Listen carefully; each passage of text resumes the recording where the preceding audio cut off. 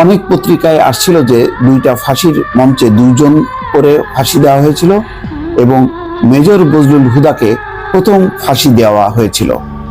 আসলে জাতির শ্রেষ্ঠ সন্তান দেশপ্রেমিক সেনা কর্মকর্তা মেজর বজলুল হুদাকে ফাঁসির মঞ্চেই নেওয়া হয়নি।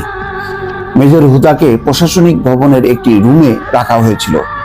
দুজন করে 4 জনের ফাঁসির কাজ সমাপ্তির পর হাসিনা যায় মেজর বজলুল হুদার সেই রুমে। সেখানে আগে থেকেই উপস্থিত ছিল কাশিমপুর থেকে আনা হিন্দু জল্লাদ।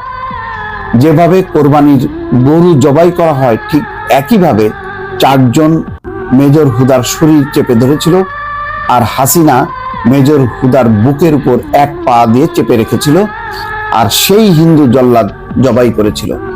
প্রত্যক্ষদর্শীর বর্ণনা থেকে জানতে পারি, জবাইয়ের সময় কিছু রক্ত ফিনকি দিয়ে হাসিনার শাড়ির বেশ কিছু অংশ ভিজে যায়।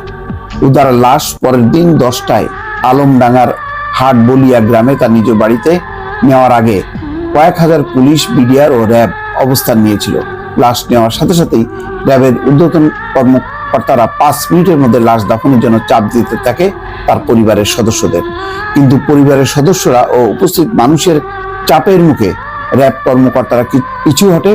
কফিন খোলার পরে দেখা যায় লাশ অর্ধেক ডুবে আছে রক্তের মধ্যে।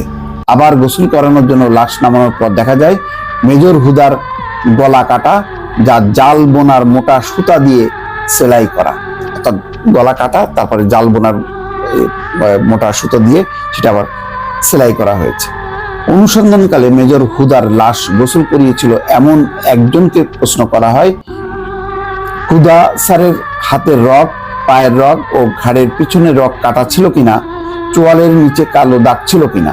তাকে বারবার এই প্রশ্ন করা হয়েছিল, কারণ ফাঁসির মঞ্চে থেকে নামানোর পর মৃত্যু নিশ্চিত করার জন্য অনেক সময় হাত, পা বা ঘাড়ের রগ কেটে দেয় উপস্থিত সার্জন।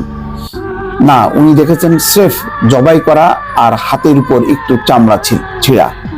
সম্ভবত হ্যান্ডকাপ পরানো অবস্থায় জবাই করার সময় হাতের সামান্য চামড়া ছিঁড়ে যায়।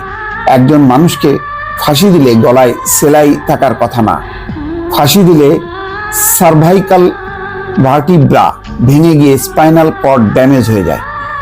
এখানে গলায় সেলাই লাগার কোনো কারণ নাই। মেজর হুদা পরিবারের কেউ আজ পর্যন্ত এই জবাই করার বিষয়ে মুখ খোলেনি তাদের জীবনের নিরাপত্তার কারণে। তবে আজকে মেজর হুদার পরিবার বিষয়টি কনফার্ম করেছে। মেজর হুদার ভাইয়ের বক্তব্য, উনার ভাইকে জবাই করে হত্যা করা হয়েছিল। শেখ হাসিনা কি পরিমাণ সাইকোপ্যাথ ছিল এবার ভাবুন। তথ্যসূত্র গুগল এবং মেজর হুদার ভাইয়ের বক্তব্য, যেই ভাই এখন